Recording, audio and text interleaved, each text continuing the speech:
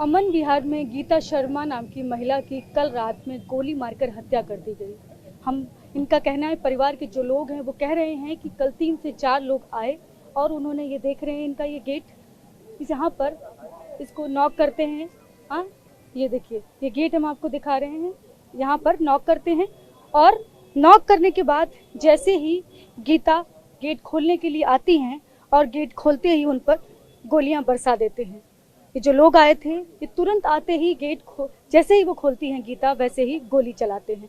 3 round firing की बात सामने आ रही है और इन लोगों का ये भी कहना है कि दरअसल गोली जो चलाई गई है, ऐसा शक है इन लोगों का कि इनके जो बड़े बेटे हैं दीपक, उन्होंने जो शादी की थी वो लड़की मुस्लिम परिवार की है। इसी वजह से ये सारा इनका कहना है कि इस तरह की घटना हुई, क्योंकि पहले भी लगातार उनको धमकियों भरे फोन आ रहे थे दीपक को कि धर्म परिवर्तन करो, शादी हिंदू रीति रिवाज से की है, मुस्लिम बनो, हमारे साथ रहो आके, नहीं तो मार देंगे। इस तरह की बात उनके फोन पर धमकियां आ रही थी। और कल ही वो अपने मायके पहले जा चुकी थी, कल ही दीपक उनको लेकर अपने साथ यहाँ आए थे, अपनी पत्नी को लेकर, और रात में इस घटना को अंजाम दिया जाता है। ये हम आपको खून के धब्बे दिखाते हैं, ये देखिएगा, ये देखिए खून के धब्बे, देखिए यहाँ पर किस तरह हर तरफ देख रहे हैं, यहाँ खून है। देखिए, ये देखिए, यहाँ सीने पर गोली मारते हैं जो लोग आते हैं। यहाँ सीने पर गोली मारने के बाद उनकी यहीं पर उनकी भतीजी जो बता रही थी, मौके पर ही उनकी सांसें जो है ना रुक जाती हैं, लेकिन हॉस्पिटल लेकर जाते हैं। उसके बाद डॉक्टर पूरी तरह से कंफर्म कर देते हैं कि अब वो नहीं रहे। इस तरह का शक है कि ये जो लड़की, जो उनकी बहू है, उसके परिवार के लोगों की तरफ से, परिवार पक्ष की तरफ से इस तरह की घटना का अंजाम दिया गया है। गीता शर्मा के बेटे हमारे साथ हैं जिनकी कल हत्या कर दी गई। तो आप अपना नाम बताइएगा पहले। कमल शर्मा नाम है मेरा। तो आप उनके बड़े बेटे हैं? मैं छोटा हूँ बड़े से। अच्छा, तो कल क्या हुआ था? मैं तो मैम लेट आया था, मैं तो गाड़ी पे था, तो मैं रात को 2:30-3 बजे आया हूँ। मेरे सामने की ऐसी कोई घटना नहीं है। तो क्या क्यों हत्या की गई, आपको क्या लगता है? रंजिशी थी जी, कोई ना कोई रंजिशी होगी, कोई ऐसे मारता थोड़ी है किसी को। अच्छा, तो कौन लोग आए थे, किसी पर शक है आपको? हाँ जी, उन पे शक है, पहले भी धमकी आई हुई उनकी लड़की वालों की तरफ से। कौन लड़की वाले, थोड़ा डिटेल में जो जिससे लव मैरिज करिए बड़े वाले भाई ने, उनके तरफ से। अच्छा, लव मैरिज को लेकर धमकी क्यों मिल रही है? हाँ जी, क्यों मिल रही थी धमकियाँ? धमकी है तो जी, हम तो इतना उनसे वो नहीं था हमारा बातचीत। जिनकी कल रात हत्या की गई वो इनकी बुआ सास है, उनकी भतीजी हमारे साथ हैं। तो ये बताइए कि क्या हुआ था, पूरा घटना क्या हुई थी, एक एक करके पूरी सिलसिलेवार तरीके से बताइए। हमारी बुए के जो बड़े बेटे हैं, उनकी जो लव मैरिज हुई है, वो यहाँ रहती थी, फिर यहाँ से उनकी बात नहीं बनी हमारे साथ में, तो वो अलग रहने लगे। कितनी बार आके यहाँ से चली गई अलग। तो इस हादसे को लेके कम से कम 5 महीने वो अपने घर में रही।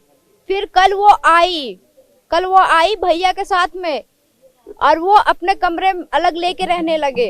और जैसे वो आई, क्या करके आई घर में हमें नहीं पता, वो चोरी करके आई, क्या करके आई हमें कुछ भी नहीं पता। लेकिन वो जैसे आई, उसके घर वालों ने धमकी दी भैया को कि उसे मार देंगे। अब घर उन्होंने देखा था, और जहाँ वो किराया रह रहे वो उन्होंने नहीं देखा था। अब वो शाम को आए घर में, तकरीबन 10:30 बजे। हम खा पी के सोए, मेरी बुआ और मैं और मेरी छोटी बच्ची।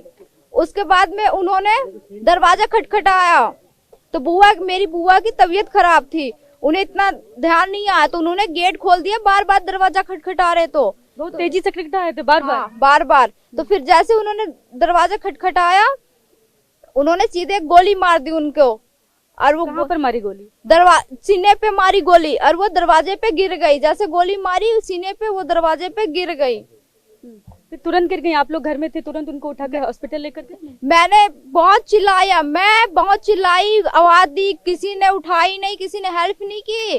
फिर एक भैया आए, उन्होंने उठा के पुलिस को फोन किया, एम्बुलेंस को फोन करा, वो उठा के ले गए जब तक उनकी सांस खत्म हो चुकी थी। अच्छा, तो उस वक्त घर में कौन कौन था? उस समय मैं और मेरी बुआ थी और मेरी छोटी सी बच्ची। अच्छा, आप सिर्फ 3 लोग थे, बच्ची और आप और वो आपकी जो बुआ। हाँ, कितने लोग थे? जी हाँ। तो हॉस्पिटल लेकर गए तो तुरंत डॉक्टर ने बोल दिया कि अब? हाँ, डॉक्टर ने बोल दिया, सांस नहीं चल रही थी उनकी हॉस्पिटल पहुंचने के बाद में सांस खत्म हो चुकी थी। उनकी सांस खत्म हो चुकी थी, डॉक्टर ने मना कर दी। कुछ कितने लोग आए थे? 4-5 लोग थे। सीसीटीवी हमने नहीं देखा, लेकिन सीसीटीवी जैसे फुटेज हमने देखी उसके अनुसार 4-5 लोग थे। जब हम घर से बाहर थे करीब 10 बजे के बीच में, तब गली पूरी खाली थी हमारी ये। फिर जैसे हम घर के अंदर आए वैसे 10:30 बजे के बीच में गली के बाहर सीसीटीवी कैमरे में दिखा रहा है कि 5-6 लोग खड़े थे। खटखटाने वाले अलग, गोली मारने वाले अलग थे। क्योंकि अगर गोली मारी जाती, जो खटखटाए वो गोली मारी जाती तो एक गोली में उन्हें सीने पे लग जाती। उन्होंने 3 गोली चलाई है। जब 3 गोली चलाई है, 2 गोली दरवाजे पे चली है, तीसरी गोली जाके उनके सीने में लगी है। लोगों की बस मांग है इंसाफ मिले और जिन लोगों ने भी हत्या की उनको सजा मिले। कैमरा पर्सन मनीष के साथ में शालिनी वाजपेयी, TV 9। दिल्ली NCR की हर छोटी बड़ी खबर जानने के लिए सब्सक्राइब करें अपना पसंदीदा channel TV 9 Delhi NCR। Facebook, Twitter और इंस्टाग्राम पर हमें सर्च करें @TV9 दिल्ली NCR पर।